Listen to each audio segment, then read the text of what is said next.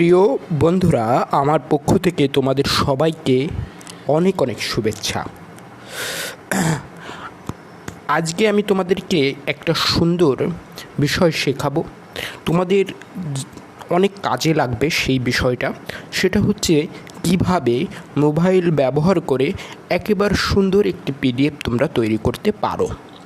PDF আমরা ছবি তুলে তৈরি করতে পারি মোবাইল দিয়ে, ক্যামেরা দিয়ে। সেক্ষেত্রে আমরা বিভিন্ন স্ক্যানার ব্যবহার করতে পারি, যেমন অ্যাডোবি স্ক্যানার, এরকম বিভিন্ন স্ক্যানার আমরা ব্যবহার করতে পারি। কিন্তু যখন আমরা টেক্সট থেকে একটা পিডিএফ করব এবং পুরোপুরি সেটা বইয়ের মতো করব এবং পিডিএফে পেজ নাম্বার দিতে হবে, তারপরে আমাদেরকে বিভিন্ন ছবি অ্যাড করতে হবে, মার্জিন দিতে হবে, শব্দগুলো বড় ছোট করতে হবে, শব্দগুলো কিছু কিছু শব্দ ইটালিক হরফে বা বিভিন্ন হরফে লিখতে হবে, এরকম বিভিন্ন কিছু, শিরোনামটা একটু বড় করে দিতে হবে। এই যাবতীয় বিষয় কিন্তু আজকে তোমাদেরকে আমি শেখাবো কী করে একেবারে সহজে সিম্পল একটা অ্যাপ ইউজ করার মাধ্যমে তোমরা এটা সব করতে পারো। এবং আমি ধরে নিচ্ছি তোমরা তোমাদের রাইটিং থেকে তোমরা যা লিখলে, তোমাদের নোটপ্যাডে যেটা লিখলে সেটাকে তোমরা পিডিএফ করতে চাও। তার জন্য তোমাদের নোটপ্যাড সবার মোবাইলে আছে এবং তোমাদের যেটা দরকার সেটা হচ্ছে তোমরা প্লে স্টোর থেকে এই দেখো, এই যে ডব্লিউপিএস অফিস নামে যে অ্যাপসটা আছে, এই অ্যাপসটা তোমরা কিন্তু ইনস্টল করবে। ঠিক আছে, ইনস্টল করে তোমরা এটাকে ব্যবহারের উপযোগী করে তুলবে। ঠিক আছে, এরকম একটা ফরম্যাট তোমরা দেখতে পাবে। আমি ধীরে ধীরে এটাকে বোঝাচ্ছি যে কী করে তোমরা এটাকে করবে। প্রথমত আমরা দেখি যে একটা লেখা, দেখো এই একটা লেখা, আমরা এই লেখাটাকে আমরা পিডিএফ করতে চাই। আমরা একটা লেখা আমি বেছে নিই, দেখা যাক যে একটা লেখা, না এটা না, আর একটু বড় লেখা আমরা বেছে নিই। এই একটা লেখা, একটা আমার রাইটিং, এইটাকে আমরা পিডিএফ করতে চাই। প্রথমত এটাকে আমরা কপি করে নেব। ঠিক আছে, এই যে সিলেক্ট অল করে আমরা কপি করে নিলাম। ঠিক আছে, এটা থাক, এটা আমাদের কোনো সমস্যা না, এটাই আমরা পিডিএফ করব। ঠিক আছে, এখন আমাদের যে কাজটা একেবারে খুব সহজ এবং সিম্পল, এখানে কোনো কঠিন কিছু নয়। দেখো এই যে ডব্লিউপিএস অফিস, এই যে এখানে আমরা কিন্তু যাব, এই অ্যাপসটায় গেলাম, গিয়ে দেখো এরকম একটা ফরম্যাট আমরা কিন্তু পাবো। ওকে, এই যে দেখো, এই যে প্লাস চিহ্ন, এখানে বিভিন্ন অপশান আছে। এই অপশানগুলোর কাজ আমরা ধীরে ধীরে শিখবো, কিন্তু আমাদের পিডিএফ করতে গেলে আমাদের যেখানে যেতে হবে, দেখো আমরা বিভিন্ন টেমপ্লেট ব্যবহার করতে পারি, কিন্তু আমরা সিম্পল বইয়ের মতো পিডিএফ করতে গেলে আমাদের এই প্লাস চিহ্নটা আমরা চাপ দেব। চাপ দিয়ে দেখো এখানে ডকুমেন্টস আছে, এই যে ডকুমেন্টস, এই ডকুমেন্টসে আমরা যাব। আমরা মূলত ডকুমেন্টস তৈরি করছি। গেলাম, দেখো যাওয়ার পরে যেহেতু আমার নেট কানেকশান নেই, আমি নেট কানেকশানটা অফ করে রেখেছি। এখানে আরও অনেক ইন্টারফেস দেখাতো, কিন্তু আমাদের মূল ইন্টারফেস লাগবে এটা, এই ব্ল্যাঙ্ক। ওকে, এই ব্ল্যাঙ্ক ইন্টারফেসটা নিয়ে আমরা কাজ করব, সেই জন্য আমরা এই ব্ল্যাঙ্ক ইন্টারফেসটাই গেলাম। দেখো যাওয়ার পরে আমরা এখানে এইরকম একটা অপশান পেয়ে গেলাম। এই যে এখানে বুঝতেই পারছো, এখানে কোনো কিছু পেস্ট আমরা করতে পারবো। দেখো এই যে এখানে কোনো কিছু আমরা পেস্ট করতে পারি। দেখো পেস্ট অপশান চলে এসেছে, এখানে চাপ দিলেই পেস্ট অপশান চলে আসে। এই যে আমার যে লেখাটা সেটাকে আমি পেস্ট করে দিলাম। দেখো এই যে পেস্ট হয়ে গেছে। ওকে, এই যে পেস্ট হয়ে গেল এবং এটাকে দিয়ে আমি কিন্তু পিডিএফ করতে পারি। এটাকেই আমি পিডিএফে এখনই রূপান্তরিত করতে পারি। কিন্তু কথা হচ্ছে আমাকে দেখো এই যে লেখাগুলো, এই লেখাগুলো অনেকটা ছোট হয়ে গেছে। এই লেখাগুলোকে আমাদের একটু বড় করতে হবে। সেটা আমরা কি করে করব? সেজন্য আমরা দেখো কি করব, এই পুরো লেখাটাকেই আমরা সিলেক্ট অল করলাম। ওই লেখাটাকে একটু বড় করতে হবে। বড় করার জন্য দেখো এই যে কোনায় অনেকগুলো অপশান আছে, এই অপশানগুলো আসলে মূলত এই পিডিএফ এডিটর।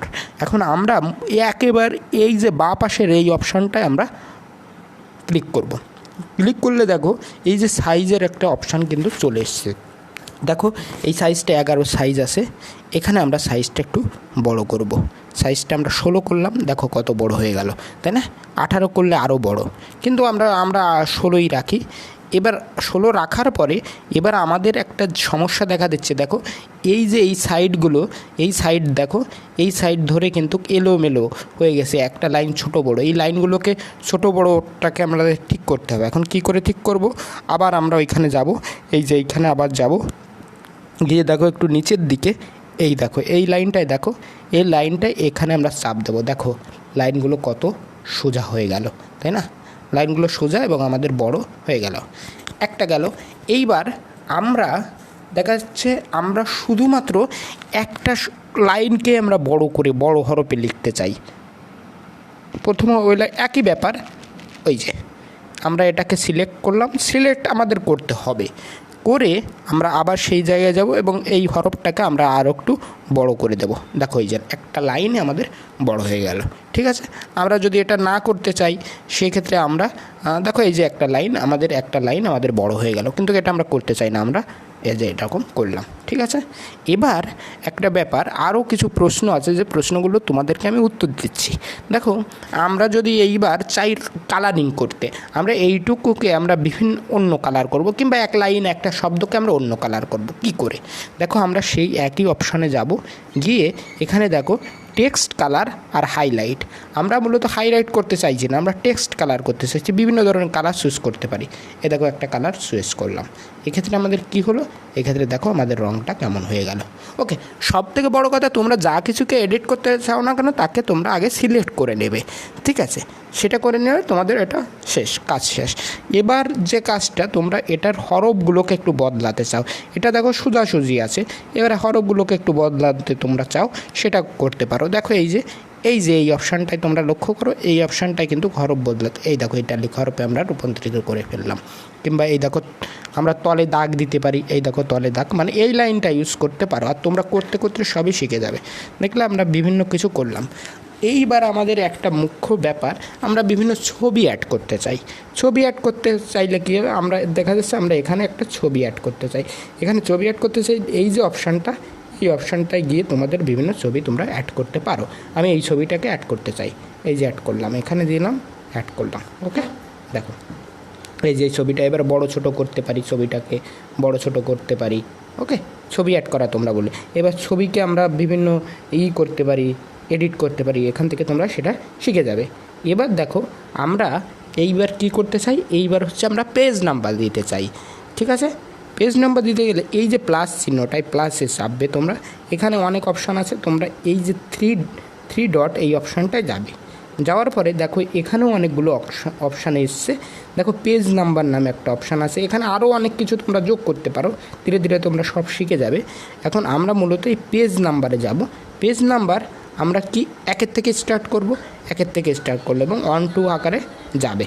আর পেজটা কোথায় সেটা দিতে হবে সেটা দেখো, এখানে ফুটার রাইট মানে নিচের দিকে, ঠিক আছে?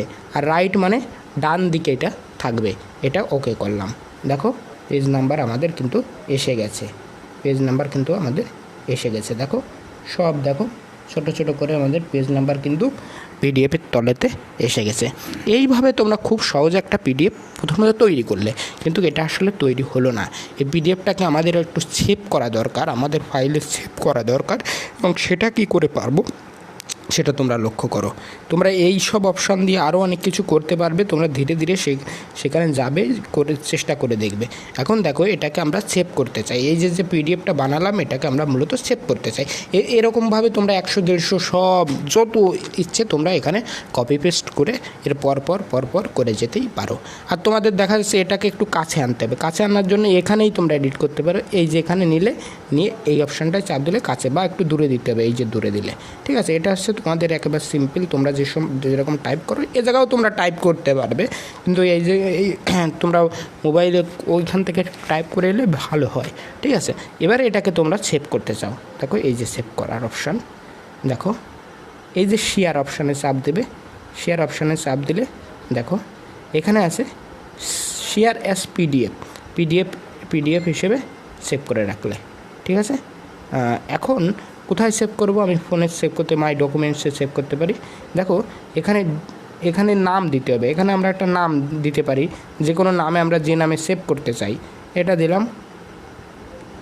দেখো একটা নাম দিলাম উপন্যাস, ঠিক আছে। এবার এই যে ডকুমেন্ট আমরা পিডিএফ আকারে সেভ করতে চাই, এই যে পিডিএফ আকারে সেভ করলাম, ওই যে সেভ হয়ে গেল আমাদের, এটা মূলত সেভ হয়ে গেলে। এখন এখান থেকে তোমরা একটা কাজ করবে, কপি টু, এই যে কপি টু করে তোমাদের ইসে নিয়ে যাবে, না নিয়ে গেলে এখানে তোমাকে কাউকে দিতে হবে, নয় তোমরা ইসে নাও পেতে পারো, ঠিক আছে।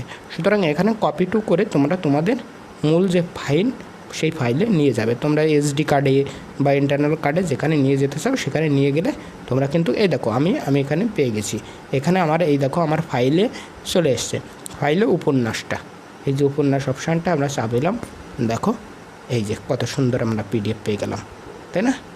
দেখেছ, এই যে পিডিএফের নামও দেওয়া আছে, সব কিছু। এখানে তোমরা আরও এডিট করতে পারো। থ্যাংক ইউ বন্ধুরা।